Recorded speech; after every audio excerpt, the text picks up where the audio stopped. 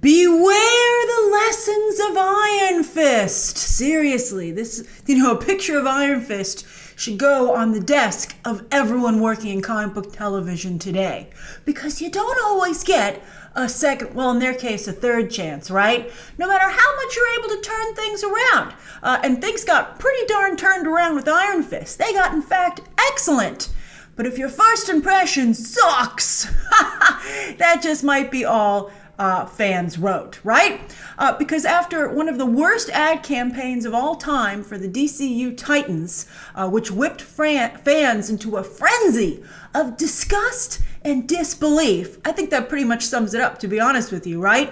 It turns out the Titans is actually a pretty darn good show, as I said in my review, even if it isn't the Titans from the comics, right? But maybe it will be, based on these behind-the-scenes pics that debuted yesterday, revealing far more comics-accurate costumes for Starfire and Raven. I have mixed feelings about it. I'm like, part of me is like, why don't you do this out of the gate? And then I'm like, well, I started to like what you were doing. It's like, I mean, does this sound familiar to you or what? You're like, I didn't like the changes you made. Then I sat and I watched them in context, and I'm like, okay, maybe you have something here, but now you're changing it, and you're undercutting your own choices.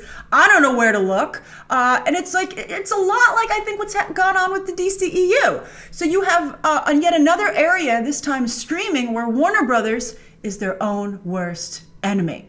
So even though Anna Diop is proving to be actually wonderful, playing this very different version of Starfire, I think that she might not be able to get past her initial outfit and hair with some fans.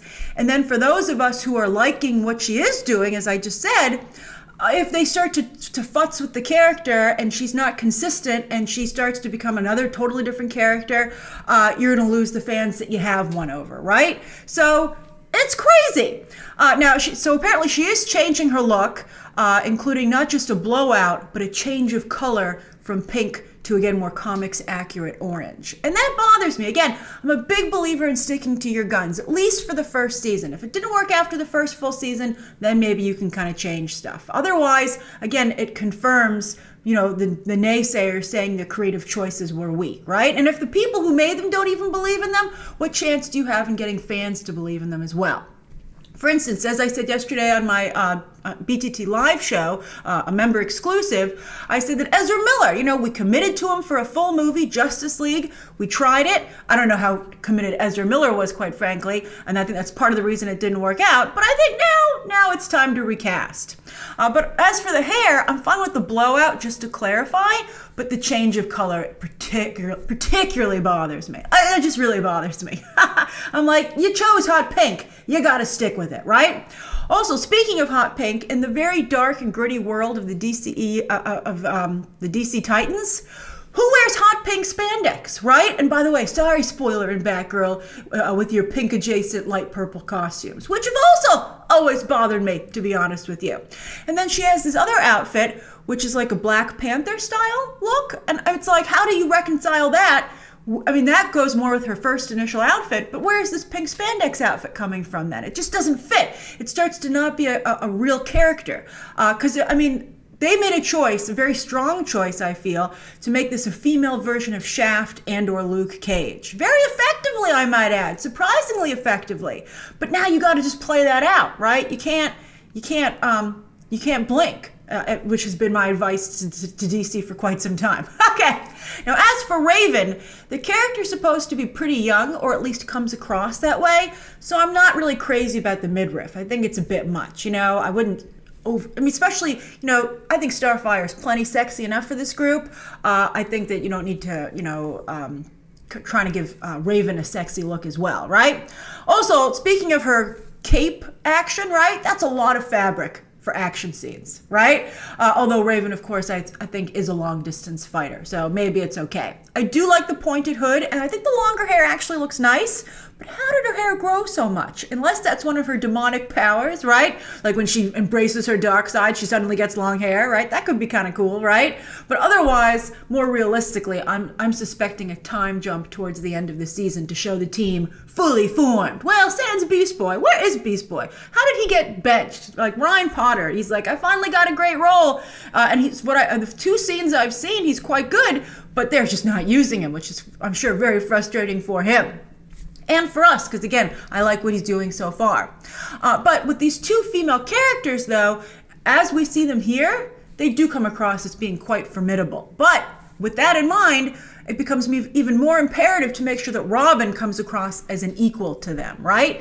Now, leading the group is the obvious route to take and always has been for the Robin when Robin is a member of Teen Titans. But it works with Tim Drake, Damian Wayne. To me, Dick Grayson has never been much of a leader. He has a lot of heart. He's the heart of the team. And I know that he was like the initial leader of the Titans, but I just don't, Dick Grayson, I don't think he has much of an interest in being a leader. I think he wants to support his friends. I think he likes being part of a group for sure. But I think he'd even be like, who am I to lead, right? I just don't see it in him. And then to have these 2 women looking so fierce and then have Dick Grayson and not just his civvies, but beta male civvies, right? I just don't think, I think it makes him seem too secondary. And, I think it's always important to make sure this stuff doesn't shift to be too female-centric. You want to make sure you have something for everyone. Finally, if this show had dropped all at once as a full season available for binging, I think we'd all be talking about it a lot more. And again, in context, we'd be talking about how these characters are acting in these costumes. We'd know how they came to get them. And, not just more pictures. So I feel this is a little bit of a cheat also from the DC universe being like, oh man, people aren't liking the costumes. People aren't subscribing to our service. Let's just do this tease. And it's like, you made a mistake. You should have dropped it as a full season. And I hope they've learned this lesson with original shows going forward. It's not too late. I'd drop the whole season right now. I'd be like, I would just, if it was like, if you had to be a little misleading, I would just be like, whatever. I'd be like, oh, fans are liking it so much. A number of us are actually. We've just decided to drop the whole thing right now. That's what I would do if I worked at the DC universe. I'd be like, screw it. I'm just releasing the whole thing. Because a number of you I know are waiting until it becomes fully available and just getting the free trial so you can watch the whole season in 7 days. I think the DCU might be on to you, and I wouldn't be surprised if as the season goes on, the initial episodes start to disappear from the service. So maybe they'll make it available for bulk purchase, maybe through something like iTunes, like Hulu does. But I don't know. I also think it was a mistake to launch the DC Universe service with so little content right off the bat. Right?